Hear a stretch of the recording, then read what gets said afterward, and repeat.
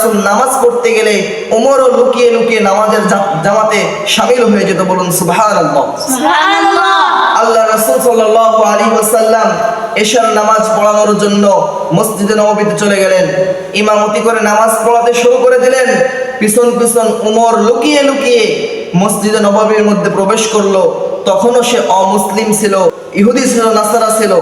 এমন অবস্থায় সেও নামাজে দাঁড়িয়ে গেল, আল্লাহু আকবার বলে তাকবীর দিয়ে নামাজ শুরু করে নিল। বলুন সুবহানাল্লাহ। সুবহানাল্লাহ। ইহুদি হওয়ার পরেও সে নামাজে দাঁড়িয়ে গেল।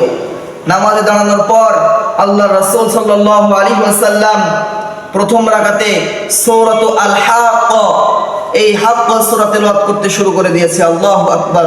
আল্লাহু আকবার। হাক্কা সূরা তেলাওয়াত করতে করতে এক পর্যায়ে যখন সূরাতুল হাক্কার 41, 42, 43 নম্বর আয়াত যখন তেলাওয়াত করতে শুরু করে দিল, এমন অবস্থায় ওমর ফারুক রাদিয়াল্লাহু তাআলা আনহু তিনি তখন মনে মনে ভাবছিলেন, তিনি তখন অনেক আরবি বুঝতেন, তিনি ইহুদি, তারপরেও তিনি অনেক আরবি বুঝতেন, কোরআনের তাফসীর বুঝতে পারত। যখন আল্লাহ রাসূল তেলাওয়াত করছে, ওমর ফারুক মনে মনে ভাবছে, হয়তো বা এটা কোনো কবিতার লেখক হবে, কোনো কবি এই কোরআনটা লিখেছে। তাছাড়া এত সুন্দর মিল, একটা আয়াতের পর আরেকটা আয়াত পড়ে এত সুন্দর মিল, অবশ্যই এটা কবিতা হবে। আল্লাহ রাসূল তখন পড়তে শুরু করলো, ওয়ামা হুয়া বিকাউলি শাইর ক্বালিলাম মা তুমিনুন। আল্লাহ রাসূল তখন বললেন, না না, এটা কোনো কবির লেখা নয়, এটা কোনো কবিতা নয়। তারপর তখন ওমর রাদিয়াল্লাহু তাআলা আনহু মনে মনে ভাবছেন, কি ব্যাপার, আমি মনে মনে ভাবছি হয়তো বা এটা কবিতা হবে। আল্লাহর রাসূল কিভাবে আমার অন্তরের কথা জেনে গেল?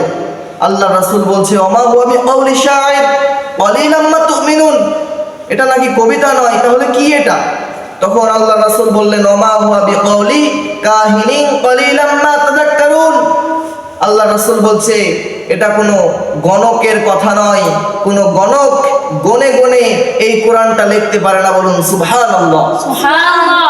তখন ওমর রাদিয়াল্লাহু তাআলা আনহু বলছে, কি ব্যাপার, আমি যেটা ভাবি সেটাই তো বলে। আমি ভাবছিলাম মনে হয় গণকের কথা, ভাবছিলাম মনে হয় কবির কথা, কিন্তু না না, আল্লাহর রাসূল তো সব মনে মনে বলে দিচ্ছে যে এটা কোনো গণকের কথা না, এটা কোনো কবির কথা না, তানজিলুম মির রাব্বিল আলামিন, এটা হচ্ছে আল্লাহ সুবহানাহু ওয়া তাআলার পক্ষ থেকে পাঠানো মহাবিশ্বের মহাবিশ্বই আল কুরআন আল কারীম। বলুন সুবহানাল্লাহ। সুবহানাল্লাহ। ওমর রাদিয়াল্লাহু তাআলা আনহু তখন নামাজের মধ্যে একটা ধাক্কা খেয়ে গেল। এটা হলো প্রথম নাম্বার ধাক্কা। 2 নাম্বার ধাক্কা হচ্ছে ওমর রাদিয়াল্লাহু তাআলা আনহু, এটা হচ্ছে 2 নাম্বার ধাক্কা গেল। 1 নাম্বার ধাক্কা ছিল যেটা আল্লাহর রাসূলের দোয়া, 2 নাম্বার ধাক্কা এই আয়াতগুলোর ধাক্কা। 3 নাম্বার ধাক্কা হচ্ছে সূরাতুত তাহা, তাহা মা আনজালনা আলাইকাল কুরআনা লিতাশকা ইল্লা তাযকিরাতাল লিমান ইয়াখশা, এই সূরার ধাক্কা দিল 3 নাম্বার ধাক্কা।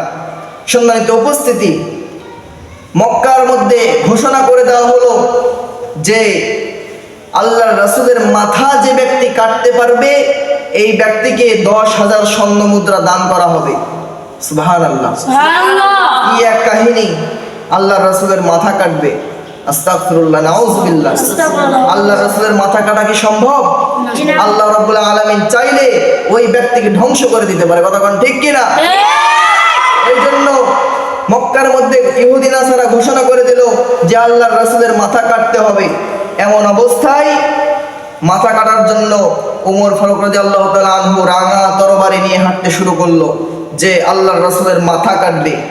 এমন অবস্থায় করলেন কি, এক ইহুদি বলল যে ওমর তুমি কোথায় যাচ্ছ? তখন ওমর বলল, আমি আল্লাহর রাসূলের মাথা কাটতে যাচ্ছি।